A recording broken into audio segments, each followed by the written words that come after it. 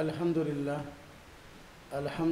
وکفا والصلاة والسلام علی من لا نبی بعد اما بعد فاعوذ باللہ من الشیطان الرجیم بسم اللہ الرحمن الرحیم وَإِذَا قُرِئَ الْقُرْآنُ فَاسْتَمِعُوا لَهُ وَأَنصِتُوا لَعَلَّكُمْ تُرْحَمُونَ قال النبی صلی اللہ علیہ وسلم وَإِذَا قَرَأَ فَأَنصِتُوا آمنت باللہ صدق اللہ العظیم اللہم صلی علی محمد وعلی آل محمد کما صلیت علی ابراہیم وعلی آل ابراہیم انکا حمید مجید اللہم بارک علی محمد وعلی آل محمد کما بارکت علی ابراہیم وعلی آل ابراہیم انکا حمید مجید۔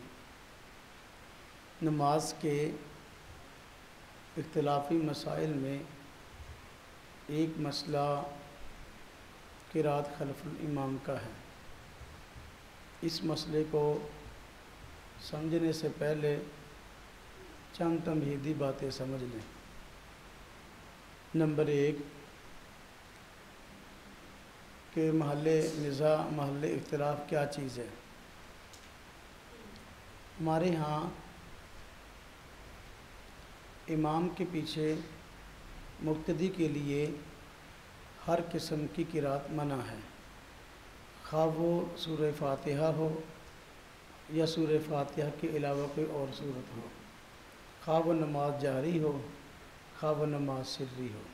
تو مقتدی کے لیے امام کے پیچھے ہر قسم کا قرآن پڑھنا حالت قیام میں منع ہے، جبکہ غیر مقلد حضرات کے ہاں امام کے پیچھے مقتدی کے لیے فاتحہ پڑھنا نماز کا رکن اور فرض ہے، نماز کا رکن اور فرض ہے۔ ہمارے ہاں اگر کوئی بندہ امام کے پیچھے قرآن پڑھتا ہے، خواہ سورہ فاتحہ ہو یا سورہ فاتحہ کے علاوہ کوئی اور صورت ہو، تو یہ مکروہ تحریمی ہے، جبکہ ان کے ہاں یہ فرض اور نماز کا رکن ہے۔ اب دلائل میں جانے سے پہلے تھوڑا سا موضوع کی تنقید مزید سمجھ لیں کہ جب ہمارے ہاں امام کے پیچھے ہر قسم کی قرأت منع ہے، اس کی کوئی نہ کوئی وجہ ہوگی۔ وجہ کیا ہے؟ ہمارے ہاں نماز کے ارکان میں سے بنیادی رکن قرأت ہے۔ بنیادی رکن کیا ہے؟ قرأت ہے۔ جس طرح کہ رکوع نماز کا رکن ہے، سجدہ نماز کا رکن ہے، قعدہ اخیرہ نماز کا رکن ہے۔ نماز کے جس طرح اور ارکان ہیں، تو ارکان میں سے ایک رکن جو ہے وہ مطلقاً قرأت ہے، اور امام اور منفرد اس کو بذات خود ادا کرتا ہے، اور مقتدی جو ہے نماز کے اندر اس کی طرف سے امام اس کو ادا کرتا ہے۔ تو امام ہمارا نمائندہ ہے، نمائندہ ہونے کی وجہ سے وہ اس رکن کو ادا کرتا ہے، جبکہ ان حضرات کے ہاں یہ مطلقاً قرأت نماز کا رکن نہیں ہے، بلکہ وہ کہتے ہیں کہ فاتحہ نماز کا رکن ہے، لہذا فاتحہ نماز کا رکن ہے۔ وہ کہتے ہیں یہ امام کے لیے بھی فرض ہے، مقتدی کے لیے بھی فرض ہے، اور اکیلے نماز پڑھنے والے کے لیے بھی فرض ہے، جبکہ ہمارے یہاں مطلقاً قرأت فرض ہے، تو اکیلا نماز پڑھنے والا اور امام اس کو ادا کریں گے، اور مقتدی اس کو ادا نہیں کرے گا، بلکہ اس کی طرف سے امام ہی نمائندہ ہوگا اور وہ ادا کرے گا۔ دوسرا موضوع کی تنقید سے متعلق مسئلہ یہ ہے کہ غیر مقلد حضرات کے ہاں ان کے دعوے کے 3 حصے ہیں۔ نمبر 1 جو میں نے پہلے ذکر کیا کہ ان کے ہاں فاتحہ نماز کا رکن ہے، جبکہ ہاں فاتحہ ہمارے ہاں نماز کا رکن نہیں، بلکہ مطلقاً قرأت نماز کا رکن ہے۔ نمبر 2 ان کے ہاں مقتدی کے لیے فاتحہ فرض ہے۔ کس کے لیے فرض ہے؟ مقتدی کے لیے فرض ہے۔ نمبر 3 ان کے ہاں ہر رکعت میں فاتحہ فرض ہے۔ اگر 4 رکعت والی نماز ہے، 4 رکعت والی نماز میں کسی بندے نے 3 رکعتوں کے اندر فاتحہ پڑھی ہے ایک رکعت میں نہیں پڑھتا، ان کے ہاں اس کی نماز نہیں ہوتی۔ تو دعوے کے ان کے 3 حصے ہو گئے۔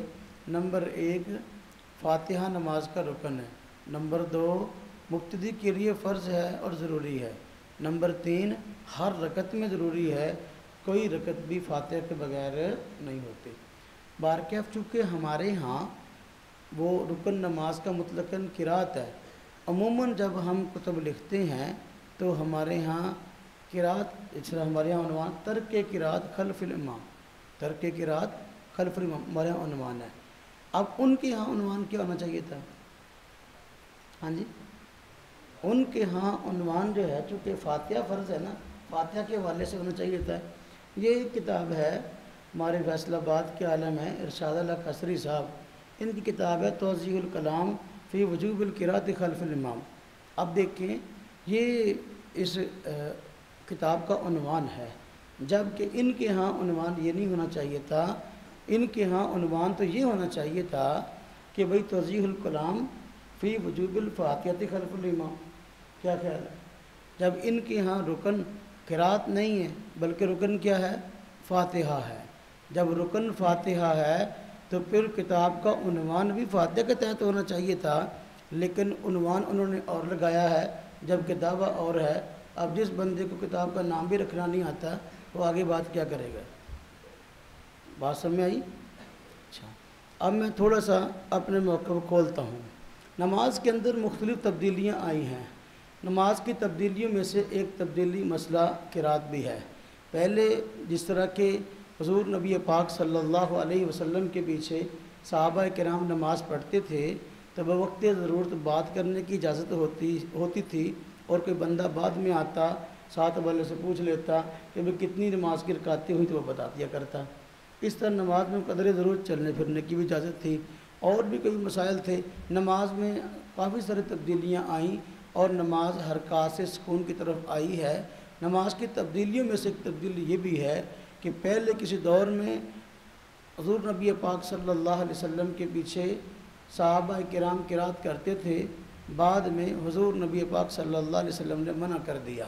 اگر ہم تمام روایت کو تطبیق دینا چاہیں تو یوں تطبیق دے سکتے ہیں کہ ایک دور وہ تھا کہ حضور نبی پاک صلی اللہ علیہ وسلم بھی قرات کرتے اور فاتحہ بھی پڑھتے بیشتر امام، اور آپ کے پیچھے صحابہ کرام بھی قرات کرتے اور فاتحہ بھی پڑھتے، یعنی فاتحہ قرات بھی کرتے اور بھی قرات کرتے۔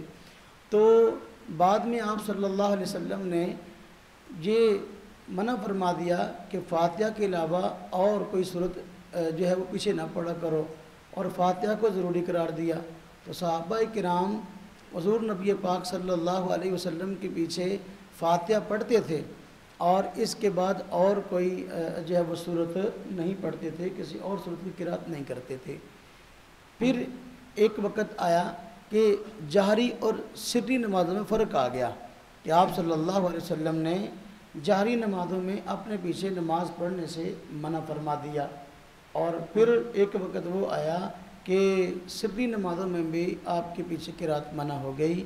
تو اس طرح اگر ہم جتنی بھی احادیث ہیں، جتنے بھی قرآن میں دلائل ہیں اور حدیث میں دلائل ہیں، اگر ہم ان کو دیکھیں تو اس تطبیق کو سامنے رکھیں تو ساری کی ساری آیات میں اور احادیث میں تطبیق ہو جاتی ہے اور کسی قسم کا نزاع باقی نہیں رہتا۔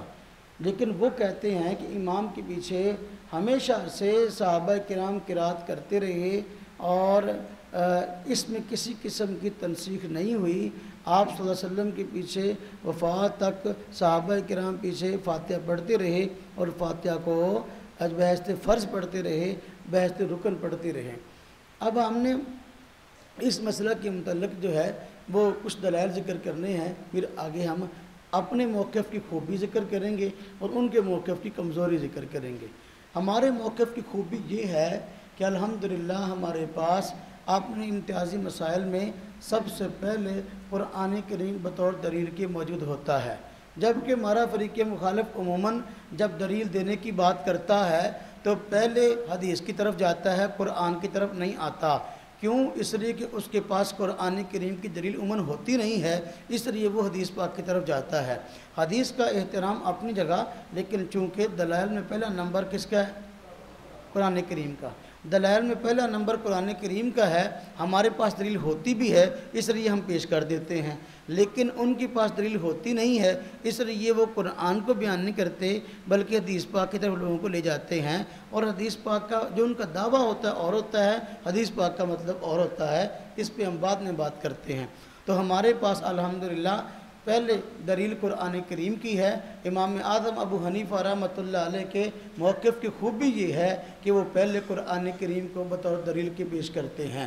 چنانچہ قرآن کریم سورہ اعراف میں ارشاد ہے، اعوذ باللہ من الشیطان الرجیم بسم اللہ الرحمن الرحیم۔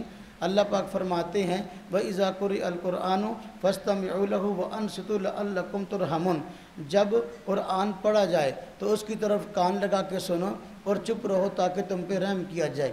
اب توجہ فرمائیں، یہاں حکم کس کو ہے؟ عام صحابہ کرام کو، عام مسلمانوں کو ہے کہ جب نماز میں قرآن پڑھا جائے۔ یہ آیت امام احمد رحمۃ اللہ علیہ فرماتے ہیں، اس بات کو علامہ ابن تیمیہ نے نقل کیا ہے اور مغنی ابن قدامہ میں بھی یہ بات موجود ہے۔ امام احمد رحمۃ اللہ علیہ فرماتے ہیں کہ یہ جو آیت ہے یہ نماز کے بارے میں نازل ہوئی ہے۔ یہ آیت کس کے بارے میں نازل ہوئی ہے؟ اس بات پہ اجماع ہے کہ یہ آیت نماز کے بارے میں نازل ہوئی ہے۔ اب عام مسلمانوں کو ارشاد ہے، عام صحابہ کرام کو حکم ہے کہ نماز کے اندر جب قرآن پڑھا جائے تو اس کی طرف کان لگا کے سنو اور چپ رہو۔ سوال یہ ہے کہ اگر عام مقتدیوں نے، صحابہ کرام نے چپ رہنا تھا اور کان لگانے تھے تو پھر اس کو پڑھے گا کون؟ قرآن کو پڑھا گیا، فرمایا گیا نا جب قرآن پڑھا جائے تو چپ رہو، پڑھے گا کون؟ اس سے بات معلوم ہوئی پڑھے گا امام اور چپ رہیں گے مقتدی۔ یہاں دو کام ہے، ایک کام امام کے کرنے کا ہے، دوسرا کام مقتدی کے کرنے کا ہے۔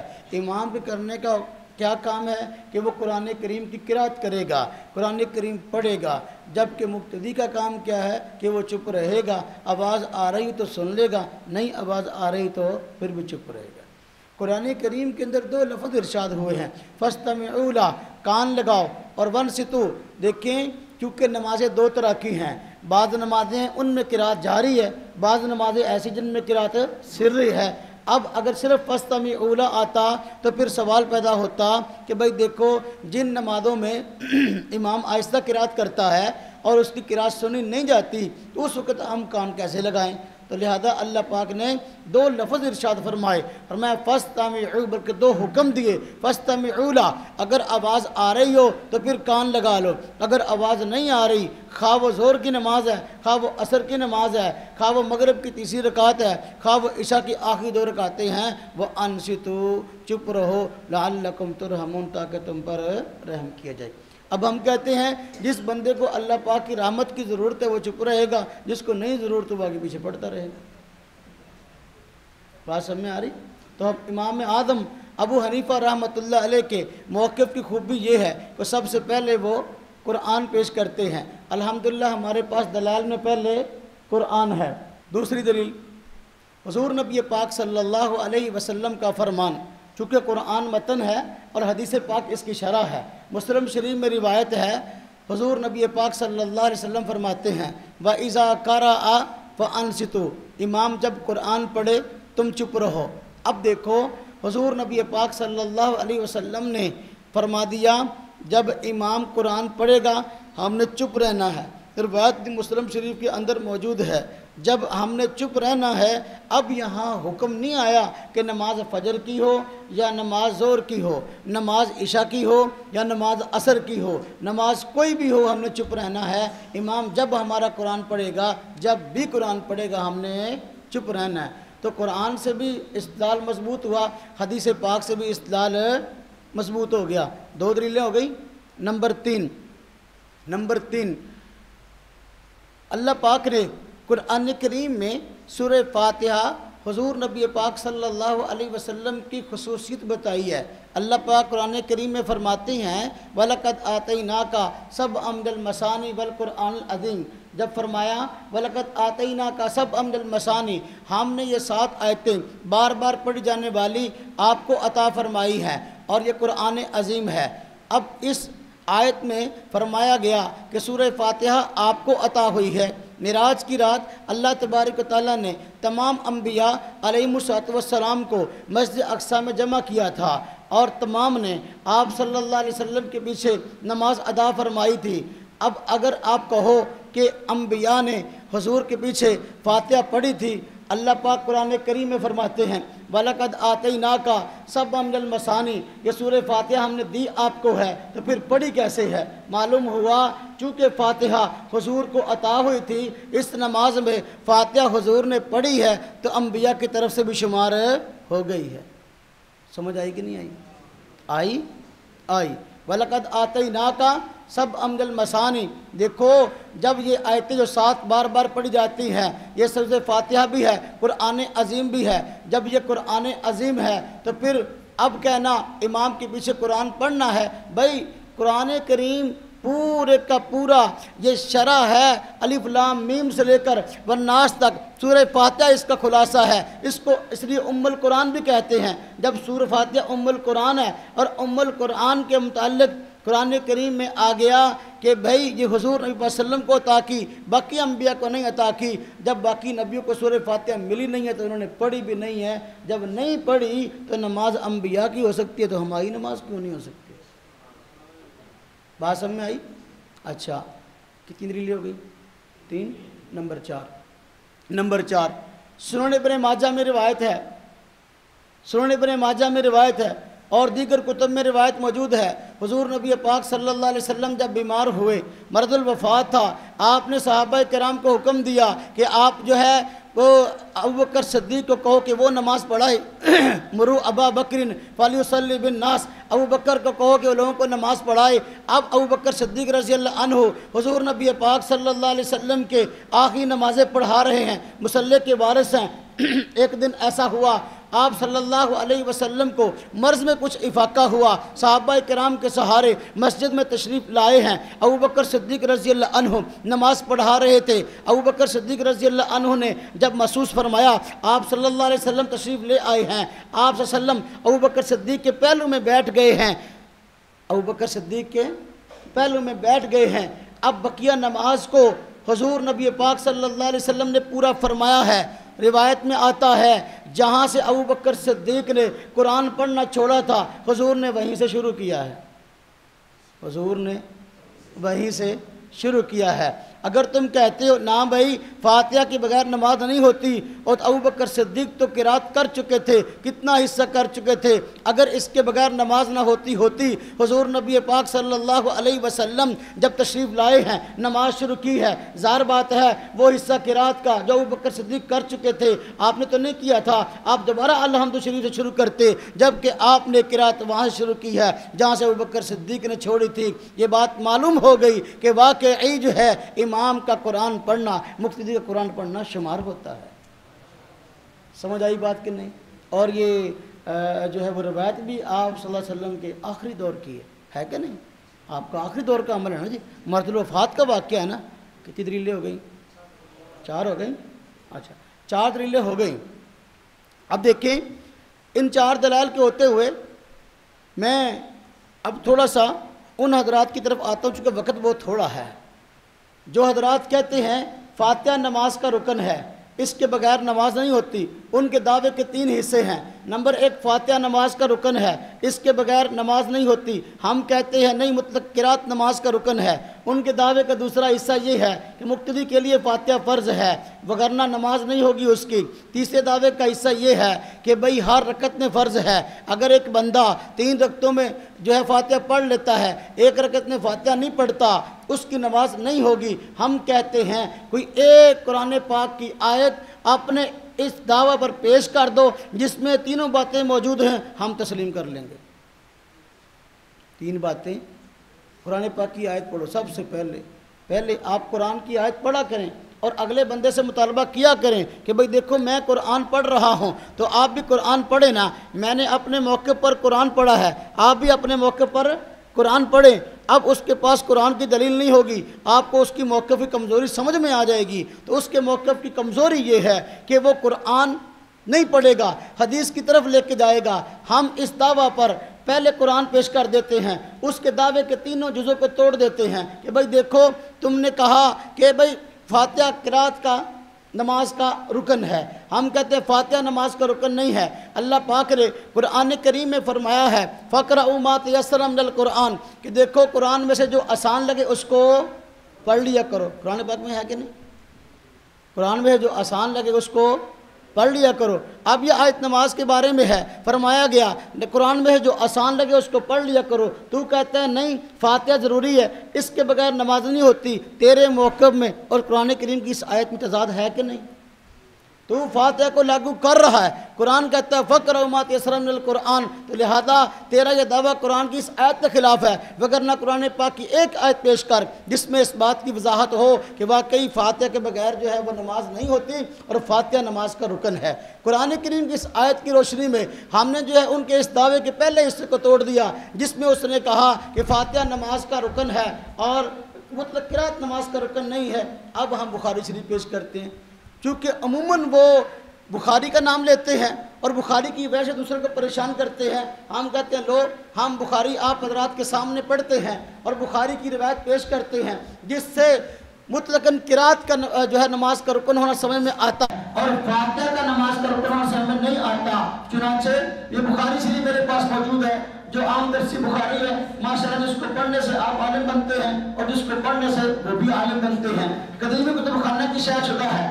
اس بخاری شریف کا صفحہ نمبر 104 اور 105 ہے۔ اس صفحہ نمبر 104 اور 105 میں روایت موجود ہے، حضرت ابو ہریرہ رضی اللہ تعالی عنہ اس حدیث کے راوی ہیں کہ آپ مسجد نبوی میں تشریف فرما تھے، ایک صحابی آئے، غالباً نئے نئے مسلمان ہوئے تھے، مسجد میں آئے، جلدی جلدی نماز پڑھی، نماز پڑھ کے جانے لگے۔ آپ نے فرمایا قم فصلی فإنک لم تصلی، کھڑے ہو کے نماز پڑھو، تم نے نماز نہیں پڑھی، تم کو جیسے آتی تھی دوبارہ پھر ایسے ہی پڑھ دی، پھر جانے لگے۔ آپ نے پھر فرمایا قم فصلی فإنک لم تصلی، کھڑے ہو کے نماز پڑھو، تم نے نماز نہیں پڑھی۔ وہ پھر گئے، پھر کھڑے ہو کے نماز پڑھی۔ آپ نے پھر فرمایا قم فصلی فإنک لم تصلی، یہ 3 مرتبہ ہوا۔ جب 3 مرتبہ ہوا صحابی رسول تھے، اس لیے آ کر عرض گزار ہوئے حضور میری جو غلطیاں ہیں مجھے بتا دیں، میری غلطیاں کون سی ہیں؟ آپ نے اغراض کی اصلاح فرمائی اور نماز کا طریقہ بتلایا۔ اب دیکھو وہ کہتا ہے فاتحہ نماز کا رکن ہے اور اس لیے منفرد کے لیے بھی ضروری ہے، مقتدی کے لیے بھی ضروری ہے، امام کے لیے بھی ضروری ہے۔ یہ صحابی جو نماز پڑھنے کے لیے آئے تھے یہ منفرد تھے نا؟ کیا تھے؟ منفرد تھے۔ وہ کہتا ہے منفرد کے لیے بھی فاتحہ پڑھنا ضروری کیونکہ نماز کا رکن ہے، لہذا منفرد کے لیے ضروری۔ جبکہ یہ منفرد تھے، آپ صلی اللہ علیہ وسلم نے نماز کا طریقہ اس کو بتایا، لیکن جب قرات کی باری آئی آپ نے یہ نہیں فرمایا فاتحہ پڑھنا وگرنہ تیری اس کے بغیر نماز نہیں ہوگی، بلکہ آپ نے جب قرات کی باری آئی آپ نے فرمایا ثم اقرأ ما تيسر معك من القرآن۔ کیا فرمایا؟ ثم اقرأ ما تيسر معك من القرآن، پھر تو قرآن میں سے جو آسان لگے تجھے آتا ہو اس کو پڑھ لیا کر۔ اب بخاری شریف کی روایت راوی بھی ابو ہریرہ رضی اللہ عنہ ہیں اور ضعیف بھی نہیں کہہ سکتا کیونکہ بخاری کی ہے۔ اس سے یہ بات ثابت ہوتی ہے حضور نبی پاک صلی اللہ علیہ وسلم نے اکیلے نماز پڑھنے والے کس بات کا حکم دیا؟ ہاں جی، قرات کا۔ یہ فرمایا کہ فاتحہ نہیں پڑھے گا تیری نماز نہیں ہوگی۔ اگر فاتحہ نماز کا رکن ہوتی تو آپ فرماتے فاتحہ ضرور پڑھا کرنا وگرنہ تیری نماز نہیں ہوگی، بلکہ آپ تو فرما رہے ہیں ثم اقرأ ما تيسر معك من القرآن۔ اس سے بات ثابت ہو گئی کہ بھائی مطلقاً قرات نماز کا رکن نہیں ہے، بلکہ مطلقاً قرات نماز کا رکن ہے، فاتحہ نماز کا رکن نہیں ہے۔ اب اس کے دعوے کے اس پہلے حصے کو ہم نے قرآن کریم سے بھی توڑ دیا، بخاری شریف سے بھی توڑ دیا۔ توڑا کہ نہیں توڑا؟ ہاں جی۔ اب دیکھو اسی بخاری شریف کی حاشیہ میں فرمایا گیا ما تيسر معك يدل على ان الفرض مطلق وهو حجة واضحة للحنفية في عدم فرضية قراءة الفاتحة۔ بات سمجھ میں آئی؟ فرمایا دیکھو یہ الفاظ بتاتے ہیں، آپ نے فرمایا کہ جو آسان لگے اس کو پڑھ لو، یہ اس بات پہ دلالت ہے اور حنفیہ کی واضح دلیل ہے کہ بھئی فاتحہ نماز کا رکن نہیں ہے بلکہ مطلقاً قرات نماز کا رکن ہے۔ مطلقاً قرات نماز کا بات سمجھ میں آ رہی ہے؟ پہلا دعویٰ ٹوٹ گیا۔ بخاری مسلم اور قرآن کی روشنی میں ہمیں ان کے دعوے کے ان تینوں حصوں کو توڑ دیں گے۔ پہلا ہم نے توڑ دیا، اب دوسرے دعوے کی طرف آ جاؤ۔ دوسرا دعویٰ کیا تھا؟ فاتحہ نماز کا رکن ہے مقتدی کے لیے بھی، اور مقتدی کے لیے فاتحہ پڑھنا فرض ہے۔ اگر وہ فاتحہ نہیں پڑھتا اس کی نماز نہیں ہوگی۔ اب اس دعوے کو توڑ دیتے ہیں۔ حضور نبی پاک صلی اللہ علیہ وسلم نے جب یہ بات فرمائی، مسلم شریف میں روایت موجود ہے، فرمایا وَإِذَا قَرَأَ فَأَنصِتُوا وَإِذَا قَرَأَ فَأَنصِتُوا، امام جب قرآن پڑھے تم چپ رہو۔ اب یہ ارشاد کس کو ہے؟ فَأَنصِتُوا کا ارشاد کس کو ہے؟ مقتدی کو۔ اگر مقتدی کے لیے فاتحہ پڑھنا فرض ہوتی، حضور وَإِذَا قَرَأَ فَأَنصِتُوا نہ فرماتے، تو ہم نے مسلم شریف سے اس دعوے کو توڑ دیا۔ قرآن میں فرمایا گیا وَإِذَا قُرِئَ الْقُرْآنُ فَاسْتَمِعُوا لَهُ وَأَنصِتُوا لَعَلَّكُمْ تُرْحَمُونَ، جب نماز میں قرآن پڑھا جائے اس کی طرف کان لگاؤ اور اس کو سنو تاکہ تم پہ رحم کیا جائے۔ قرآن کریم کی اس آیت سے ہم نے دعوے کے دوسرے حصے کو توڑ دیا، جو وہ کہتے ہیں نہیں مقتدی کے لیے فاتحہ فرض ہے، تو فاستمعوا کا ارشاد کس کو ہے؟ مقتدی کو۔ وانصتوا کس کا یہ ارشاد کس کو ہے؟ مقتدی کو۔ تو ہم نے قرآن سے اور حدیث صحیح سے اس دعویٰ کو بھی توڑ دیا، اس دعویٰ کو بھی توڑ دیا۔ اب تیسرا دعویٰ کیا تھا؟ دعوے کا تیسرا حصہ کہ بھئی ہر رکعت میں فاتحہ ضروری ہے، ہر رکعت میں فاتحہ ضروری ہے۔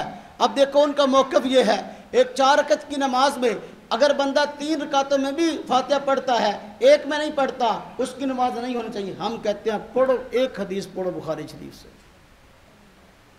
ایک پڑھو۔ اب وہ حدیث پڑھے گا کہ حضور نبی پاک صلی اللہ علیہ وسلم نے ارشاد فرمایا ہے لا صلاۃ الا بأم القرآن۔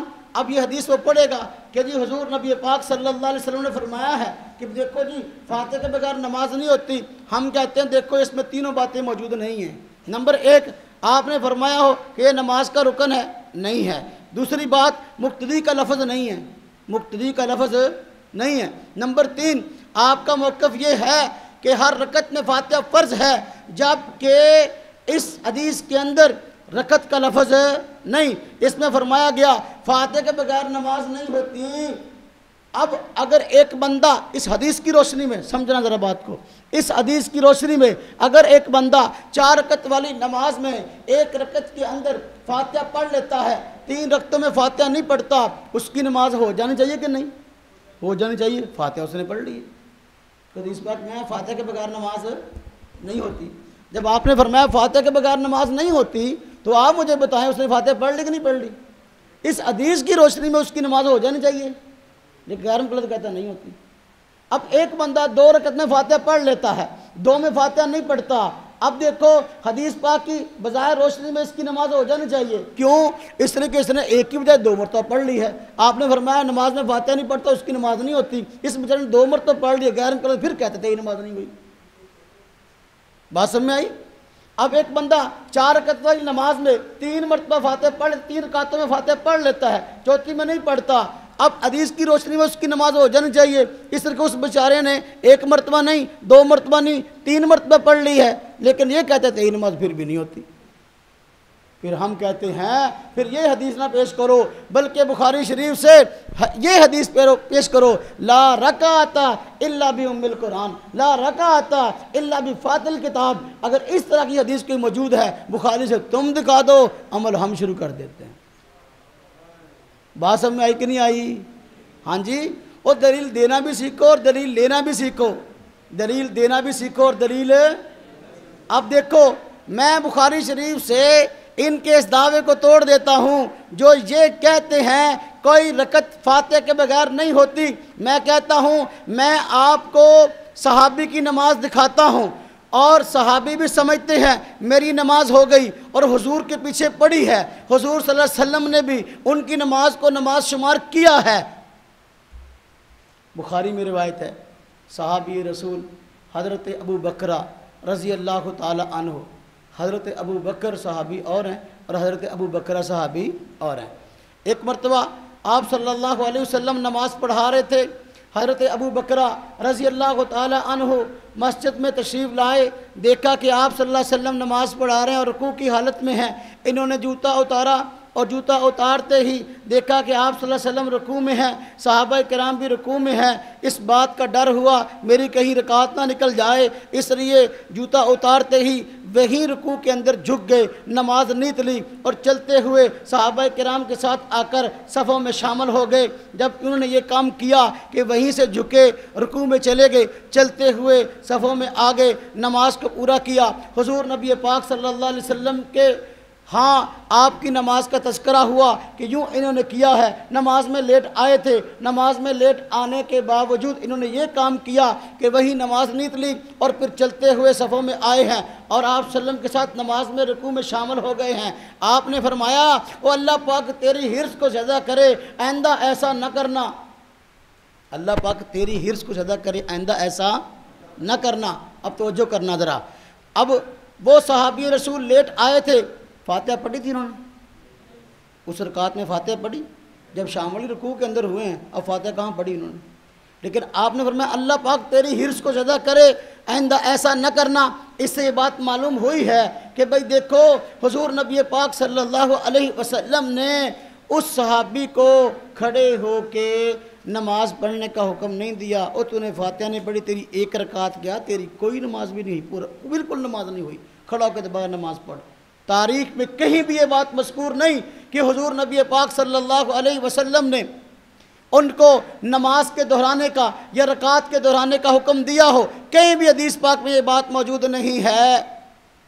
اگر فاتحہ نماز کی ہر رکعت میں پڑھنا ضروری ہوتا تو پھر صحابی کی وہ رکعت نہیں ہونی تھی، اور آپ صلی اللہ علیہ وسلم نے فرمانا تھا کہ بھئی کھڑے ہو کے نماز دوبارہ پڑھو، اس لیے کہ تم نے ایک رکعت میں فاتحہ نہیں پڑھی۔ آپ نے جو غلطی تھی اس کی اصلاح فرما دی کہ وہ جو چل کر آئے تھے اور رکوع کی حالت میں چل کر آئے تھے، اس کی اصلاح فرما دی کہ اللہ پاک تیری حرص کو زیادہ کرے، آئندہ ایسا نہ کرنا۔ اس سے منع فرمایا کہ نماز کے اندر جو وہیں آپ جھک گئے تھے نماز میں، نماز نیت لی اور رکوع کی حالت میں چل کر آئے ہو، آئندہ اس طرح نہ کرنا، اللہ تیری حرص کو زیادہ کرے۔ اب صحابی کی حرص کیا تھی؟ فہم صحابی کیا ہے سمجھیں۔ صحابی کی فہم یہ تھی، صحابی یہ سمجھتے تھے اگر میں حضور کو رکوع میں پالوں گا میری رکعت ہو جائے گی، اگر میں رکوع میں نہ پاؤں گا میری رکعت نہیں ہوگی، اسی وجہ سے وہ رکوع میں وہیں جھک گئے تھے۔ تو اس سے معلوم ہوا صحابی بھی یہ سمجھتے تھے ہر رکعت میں فاتحہ ضروری نہیں ہے۔ تو جو کہتا ہے ایک ہر رکعت میں فاتحہ ضروری ہے وگرنہ پوری نماز نہیں ہوگی، حضرت ابو بکرہ کی نماز ہو رہی ہے، صحابی رسول حضرت ابو بکرہ بھی یہی بات سمجھ رہے ہیں اور حضور نبی پاک صلی اللہ علیہ وسلم بھی یہی بات سمجھ رہے ہیں، اور ان کو نماز کے لٹانے کا آپ نے حکم نہیں دیا، تو معلوم ہوا یہ نظریہ کہ نماز کی ہر رکعت میں فاتحہ ضروری ہے وگرنہ نماز نہیں ہوگی، بخاری شریف کی اس روایت کی روشنی میں یہ بھی غلط ثابت ہوا۔ تو تینوں دعوے ٹوٹ گئے کہ نہیں ٹوٹے؟ ٹوٹ گئے، تینوں دعوے ٹوٹ گئے۔ جب تینوں دعوے ٹوٹ گئے الحمدللہ ہمیں اس بات کا واضح طور پر شرح صدر ہو گیا کہ ہمارے پاس الحمدللہ قرآن کریم بھی ہے اور ہمارے پاس حضور نبی صلی اللہ علیہ وسلم کا فرمان بھی ہے، ہمارے پاس فہم صحابی بھی ہے۔ کیا ہے؟ فہم صحابی۔ اس لیے ہم کہتے ہیں کہ بھئی روایت اگر صحابی سے لیتے ہو تو معنی بھی صحابی سے لو، روایت اگر صحابی سے لیتے ہو تو معنی کس سے لو؟ لیکن وہ کہتے ہیں نا، روایت صحابی سے لیں گے، معنی صحابی سے لیں گے، معنی وہابی سے لیں گے۔ معنی کس سے لینا ہے؟ ہاں، فہم صحابی یہ ہے کہ رکعت فاتحہ کے بغیر ہو رہی ہے، جو بندہ رکوع میں آ کے مل گیا اس نے فاتحہ نہیں پڑھی، معلوم ہوا اس کے امام نے پڑھ لی، اس کی پڑھنی شمار ہو گئی ہے، تو پھر بھئی ایک رکعت میں کیا مسئلہ ہے؟ پھر پوری نماز میں یہی مسئلہ ہوگا نا۔ ایک رکعت کی کیا بات ہے؟ جب ایک رکعت فاتحہ کے بغیر ہو سکتی ہے تو دوسری نہیں ہو سکتی، تیسری نہیں ہو سکتی، چوتھی نہیں ہو سکتی، تو پھر تو بھائی اب یہ بات سمجھ میں آ گئی کہ جو لوگ کہتے ہیں فاتحہ نماز کا رکن ہے ان کے پاس کوئی صراحتاً قرآن پاک کی آیت نہیں ہے، وہ کہتے ہیں مقتدی کے لیے فرض ہے، ان کے پاس کوئی حدیث صراحتاً اس طرح موجود نہیں ہے، جو کہتے ہیں ہر رکعت میں فرض ہے ان کے پاس بخاری شریف میں ایسی کوئی روایت موجود نہیں ہے۔ دین حضور نبی پاک صلی اللہ علیہ وسلم پر اترا ہے اور آپ صلی اللہ علیہ وسلم نے اس دین کو صحابہ کرام کو بتایا ہے۔ ہمارا موقف، ہمارا مسلک اہل سنت والجماعت ہے۔ کیا ہے؟ اہل سنت والجماعت، اور حنفی بھی۔ اہل سنت کا مطلب یہ کہ ہم حضور نبی پاک صلی اللہ علیہ وسلم کے طریقے پہ عمل کرنے والے ہیں، والجماعت کا مطلب یہ ہے کہ ہم حضور کا طریقہ ہے کو سنت کون سی ہے اور کون سی چیز سنت نہیں ہے، اس کا فیصلہ صحابہ کرام کی جماعت سے لینے والے ہیں۔ اور حنفی ہونے کا مطلب کیا ہے؟ حنفی ہونے کا مطلب یہ ہے کہ جس عمل کو امام ابو حنیفہ نے صحابہ کرام سے سنت سمجھ کر لیا ہے تو اس کو امام ابو حنیفہ نے لکھوا دیا ہے اور ہم اس پر عمل کرنے والے۔ تو میرے بھائیوں، مسئلہ الحمدللہ بالکل واضح ہے، اس میں کسی قسم کی جو ہے پوشیدگی اور خفا موجود نہیں ہے۔ جب یہ بات سمجھ میں آ گئی، اب صحابہ کرام کی طرف آتے ہیں۔ آپ کی فائل میں تو کافی زیادہ دلائل موجود ہے نا جی، صفحہ نمبر 13 میں دیکھیں۔ حضرت صحابی رسول، میں نے عرض کیا کہ فہم صحابی بہت ضروری ہے۔ الحمدللہ ہمارا موقف یہ ہے کہ ہم روایت بھی صحابہ سے لیتے ہیں اور درایت بھی صحابہ کرام کی جو ہے وہ لیتے ہیں۔ روایت بھی صحابی کی، درایت بھی صحابی کی، سمجھ بھی صحابی کی، معنی بھی صحابی کا۔ بنیادی طور پر جو ہمارا مسائل میں اختلاف ہے اس کی وجہ یہ ہے کہ یہ روایت صحابی سے لیتے ہیں، معنی اپنا کرتے ہیں، جبکہ ہم روایت صحابی سے لیتے ہیں تو درایت بھی صحابی کی لیتے ہیں۔ اب دیکھو مصنف عبدالرزاق، جو امام عبدالرزاق امام بخاری کے استاد ہیں، الحمدللہ ہم بخاری کی بات بھی کرتے ہیں، امام بخاری کے استاد کی بات بھی کرتے ہیں۔ امام بخاری سے دلیل بھی پیش کر دی ہم نے، اب امام بخاری کے استاد سے پیش کرنے لگے ہیں۔ صحابی رسول حضرت موسیٰ بن عقبہ رضی اللہ تعالی عنہ فرماتے ہیں کہ رسول اللہ صلی اللہ علیہ وسلم، حضرت ابوبکر صدیق، حضرت عمر فاروق، حضرت عثمان غنی رضی اللہ تعالی عنہ کانوا ینہون عن القراءۃ خلف الامام، یہ سارے کے سارے امام کے پیچھے قرآن پڑھنے سے منع کرتے تھے۔ آپ صلی اللہ علیہ وسلم، ابوبکر صدیق رضی اللہ عنہ، حضرت عمر فاروق، حضرت عثمان غنی، یہ سارے کے سارے امام کے پیچھے قرات کرنے سے منع فرماتے تھے۔ مصنف عبدالرزاق جلد نمبر 3 ہے، صفحہ نمبر 278 ہے اور حدیث نمبر 802 ہے۔ باب من کرہ القراءۃ خلف الامام۔ اب اس سے بات معلوم ہو گئی کہ صحابہ کرام میں حضرت ابوبکر صدیق، حضرت عمر فاروق، حضرت عثمان غنی بھی نہ صرف یہ کہ اگر حضور کے پیچھے نماز پڑھتے قرات نہیں کرتے تھے، بلکہ دوسروں کے پیچھے، امام کے پیچھے مستقل طور پر نظریہ یہ تھا امام کے پیچھے جو ہے قرآن پڑھنا منع ہے۔ 3 خلفائے راشدین ہو گئے۔ چوتھے حضرت علی رضی اللہ عنہ، امام بخاری کے دوسرے استاد ہیں، امام ابن ابی شیبہ، جن کی کتاب ہے مصنف ابن ابی شیبہ، اس کی جلد نمبر 3 صفحہ 278 ہے اور جی اوپر میرا خیال صفحہ الٹ بیان ہو گیا شاید۔ مصنف عبدالرزاق کی جلد نمبر 2 ہے اور صفحہ نمبر 9091 ہے، ہاں جی، اور حدیث نمبر 2813 ہے۔ جبکہ یہاں مصنف ابن ابی شیبہ اس کی جلد نمبر 3 ہے، صفحہ 278 ہے اور حدیث نمبر 802 ہے۔ اب اس میں کیا آیا؟ حضرت علی رضی اللہ تعالی عنہ کے متعلق آیا کیا؟ آپ نے فرمایا من قرأ خلف الامام فقط اخطأ الفطرہ، جس بندے نے امام کے پیچھے قرات کی قرآن پڑھا اس نے فطرت کی خلاف ورزی کی ہے۔ الحمدللہ ہمارے پاس قرآن بھی موجود ہے، ہمارے پاس حضور کا فرمان بھی موجود ہے، ہمارے پاس صحابہ کرام کا فہم بھی موجود ہے۔ الحمدللہ اب اختلاف کس بات میں ہے؟ لوگوں کو غلط بتایا جاتا ہے کہ ہم تو قرآن و حدیث کو مانتے ہیں، یہ ابو حنیفہ کو مانتے ہیں۔ ایسا نہیں ہے۔ امام ابو حنیفہ رحمۃ اللہ علیہ کو اگر ہم مانتے ہیں، کیوں مانتے ہیں؟ امام ابو حنیفہ رحمۃ اللہ علیہ وہاں اجتہاد کرتے ہی نہیں جہاں پہ قرآن آ جائے، وہاں اجتہاد کرتے ہی نہیں جہاں پہ حدیث آ جائے، وہاں پہ اجتہاد کرتے ہی نہیں جہاں پہ صحابہ کرام کا قول اور فہم آ جائے۔ صحابی کے فہم کے مقابلے میں امام اعظم ابو حنیفہ رحمۃ اللہ علیہ اجتہاد کے قائل ہی نہیں ہے۔ تو لہذا ہمارے پاس صحابی کا فہم بھی آ گیا، خلفائے راشدین کا عمل بھی آ گیا۔ حضور نبی پاک صلی اللہ علیہ وسلم نے اختلاف کے موقع پر اختلاف کو نپٹانے کا بہترین طریقہ بتایا تھا۔ فرمایا من یعش منکم فسیرا اختلافا کثیرا، جو بندہ جو ہے میرے بعد زندہ رہے گا اختلاف دیکھے گا۔ صحابہ کرام نے فرمایا اچھا اگر یہ بات ہے حضور ہمیں فرمایا اس موقع پر ہم کیا کریں؟ آپ نے حدیث میں فرمایا ما انا علیہ و اصحابی، وہ بات ٹھیک ہوگی جس پہ میں ہوں، جس پہ میرے صحابہ ہیں۔ دوسری حدیث میں آپ نے فرمایا علیکم بسنتی وسنت خلفاء الراشدین المہدیین۔ تو لہذا ہم نے حضور کی سنت کو لے لیا، آپ کے طریقے کو لے لیا اور خلفاء راشدین کے طریقے کو لے لیا۔ خلفاء راشدین امام کے پیچھے قرات کرنے کو منع فرماتے ہیں۔ بات سمجھ میں آ گئی؟ اچھا چلو اب دیکھیں، آج ہماری نمازوں کو بیکار بتایا جاتا ہے۔ اور کہتے ہیں کہ دیکھو جی جو بندہ امام کے پیچھے فاتحہ نہیں پڑھتا اس کی نماز بیکار ہے، اس کی نماز بیکار ہے۔ نعوذ باللہ ان کی عجیب فتویٰ ہے، جو بندہ نماز نہیں پڑھتا وہ بندہ کافر ہے، جس کی نماز بیکار ہے مسلمان کیسے رہا ان کے بقول۔ جبکہ یہ کتاب موجود ہے جس کا نام ہے خیر الکلام، یہ لکھنے والے مولوی محمد گوندلوی صاحب ہیں، خیر الکلام فی وجوب الفاتحۃ خلف الامام۔ اب اس کے اندر انہوں نے لکھا ہے کہ بھئی دیکھو ہم نہیں کہتے کہ اگر کوئی بندہ یہ کہے، ہم نہیں کہتے کہ بھئی جو بندہ دیانتدارانہ تحقیق کرے اور دیانتدارانہ تحقیق کے بعد وہ یہ موقف اپنا لے کہ امام کے پیچھے قرات منع ہے تو ہم اس کی نماز کو بیکار نہیں بتاتے۔ کس کا موقف ہے یہ مولوی محمد گوندلوی صاحب، جو کہ اکثر آج کے جو غیر مقلد ہیں نا یہ ان کے استاد ہیں تقریباً صاحب کے بڑے بڑوں کے، تو وہ فرماتے ہیں اگر کوئی بندہ دیانتدارانہ تحقیق کرے تو ہم نہیں کہتے، اگر تحقیق کے بعد اس نتیجے پر پہنچتا ہے کہ بھئی امام کے پیچھے فاتحہ منع ہے ہم اس کو بے نماز نہیں کہتے۔ پھر آگے یہ بھی بات لکھی ہے جو لوگ اس طرح کی بات کرتے ہیں وہ ہماری جماعت کے غیر ذمہ دار لوگ ہیں۔ تو آج جتنے خطیب یہ بات کرتے ہیں ممبروں پر وہ سارے جماعت کے غیر ذمہ دار لوگ ہیں۔ سمجھ آئی؟ اور دیکھو یہ بات اتنی زبردست تھی کہ ارشاد القصری صاحب نے توضیح الکلام کے اندر بھی اس بات کو نقل کیا ہے۔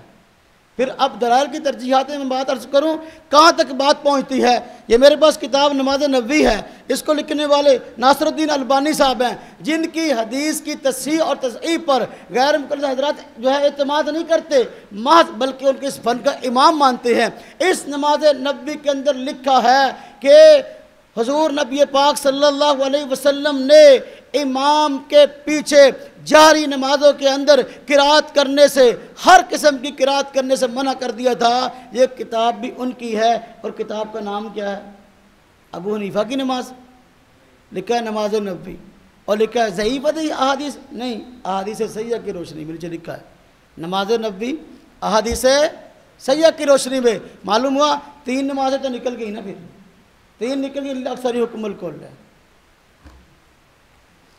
اب یہ کتاب ہے منہاج المسلم، یہ سعودی عالم ہے علامہ ابو بکر الجزائری رحمۃ اللہ علیہ، یہ ان کی کتاب ہے، یہ عربی زبان میں تھی۔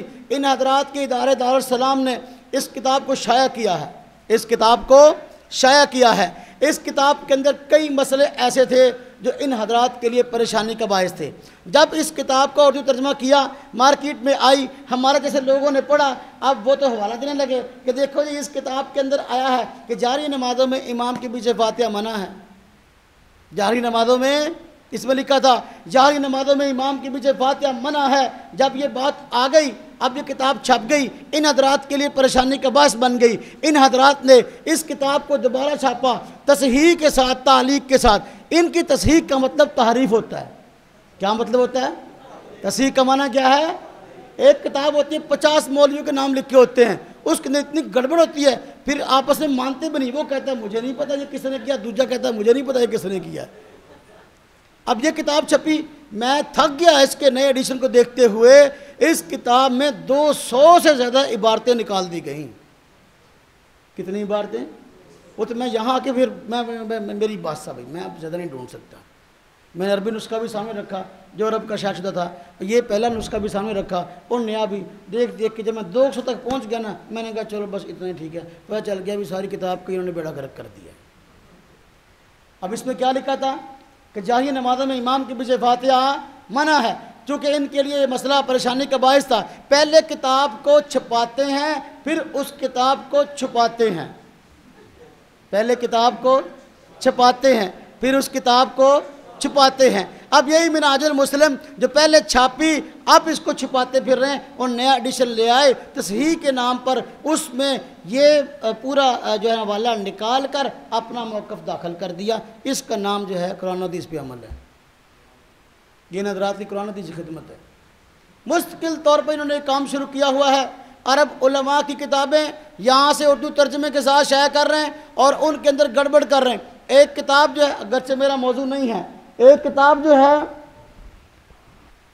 سعودیہ سے چھپتی ہے، عورتوں کے مخصوص مسائل، لکھنے والے شیخ صالح بن فوزان ہیں۔ شیخ صالح بن فوزان نے مرد عورت کی نماز میں فرق کو لکھا تھا۔ جب یہ کتاب وہ عورتیں جو حج کر کے آتی ہیں ان کو تحفے میں ملی، پاکستان میں آئی تو اس میں مرد اور عورت کی نماز میں فرق لکھا تھا، ان کے لیے پریشانی بن گئی، اس لیے انہوں نے اس کتاب کو یہاں سے چھاپا۔ جماعت الدعوہ نے ان کا مکتبہ ہے دارالاندلس لاہور میں ہے، انہوں نے چھاپا، اور جب انہوں نے اس کتاب کو چھاپا تو یہ ساری عبارت نکال دی جس میں انہوں نے کہا تھا مرد عورت کی نماز میں فرق ہے، اوپر لکھ دیا تصحیح شدہ ایڈیشن۔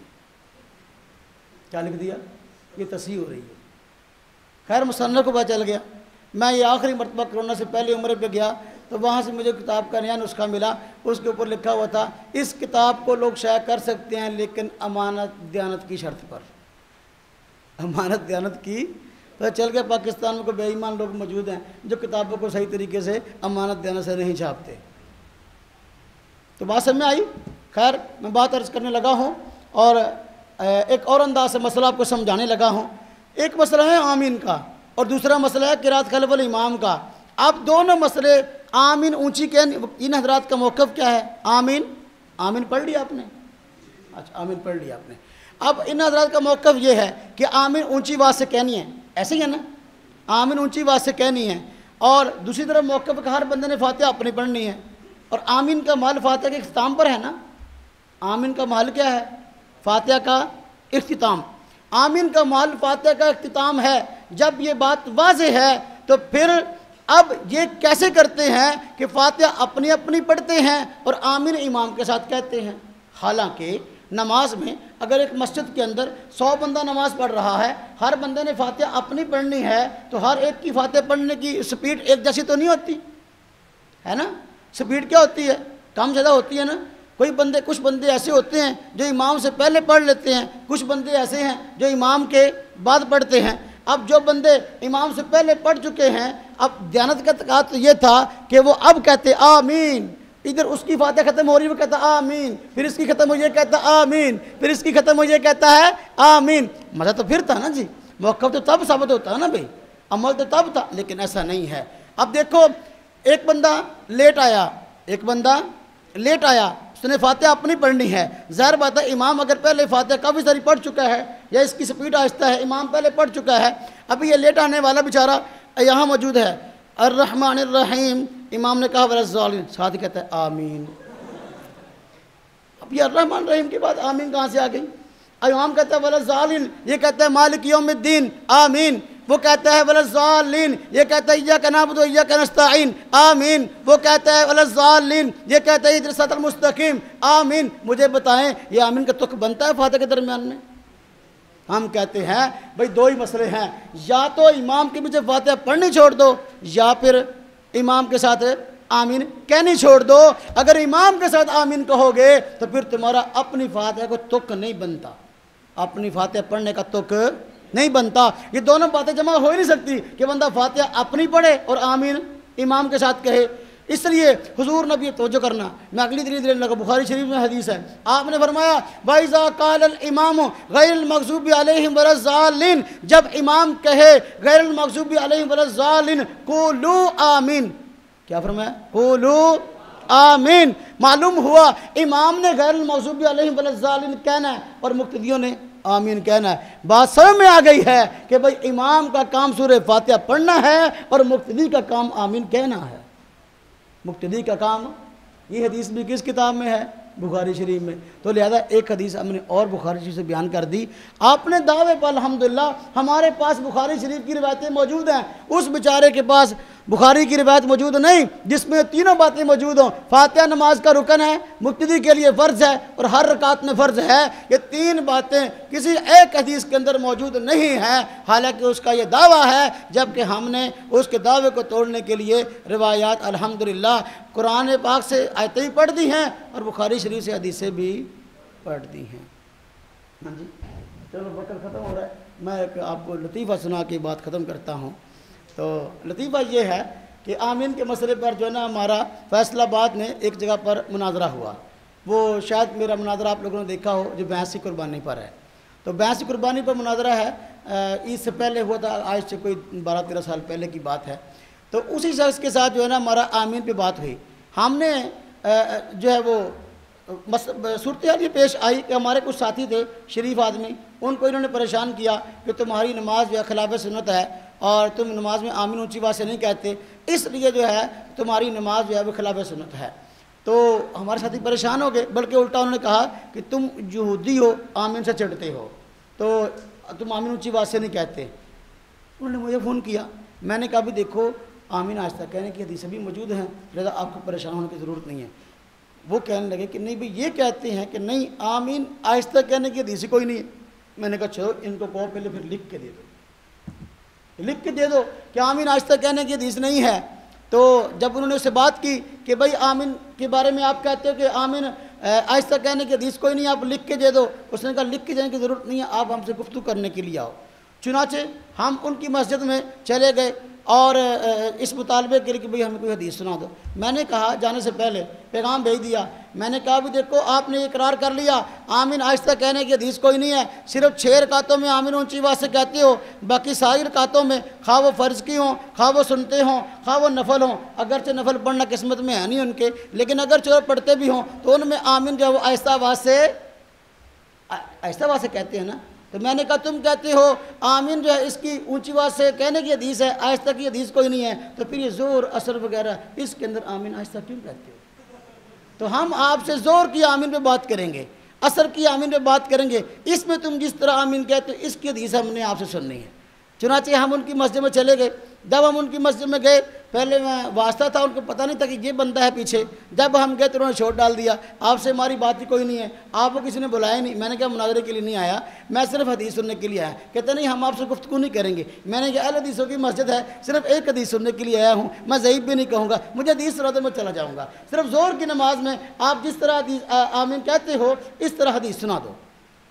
اب وہ کہنے لگے چلو ہم حدیث سنا دیتے ہیں، لیکن ہم اونچی آواز سے آمین کی حدیث سنائیں گے۔ میں نے کہا دیکھو اگر آپ زور میں اونچی آواز سے آمین کہتے ہو تو پھر ٹھیک ہے اونچی کی سنا دو، اگر آہستہ آواز سے کہتے ہو تو پھر آہستہ کی سنانی پڑے گی نا، یا اونچی آواز کی سنا دو، پھر کل سے زور کی نماز میں آمین آپ نے اونچی کہنی ہے۔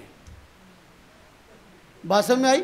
اب بیٹھ گئے تو مجھے کہنے لگے مولوی صاحب آپ بہت ہوشیار ہیں، آپ چالاک آدمی ہیں، آپ زور کی نماز میں چلے گئے ہیں، حالانکہ فجر کی نماز تو پہلے ہے، فجر کی نماز میں آمین اونچی آواز سے ہے، لہذا فجر کی نماز میں آمین اونچی ہے تو پھر پہلے اونچی آواز سے آمین پہ بات کر لیں، بعد میں سر پہ بات کریں گے۔ میں نے کہا یار میں ہوشیار نہیں ہوں، سیدھا سا بندہ ہوں، چلو فجر پہ آ جاتا ہوں، لیکن مسئلہ یہ ہے آپ بھی سمجھتے ہو اور میں بھی سمجھتا ہوں فجر کی سنتے ضروری ہیں،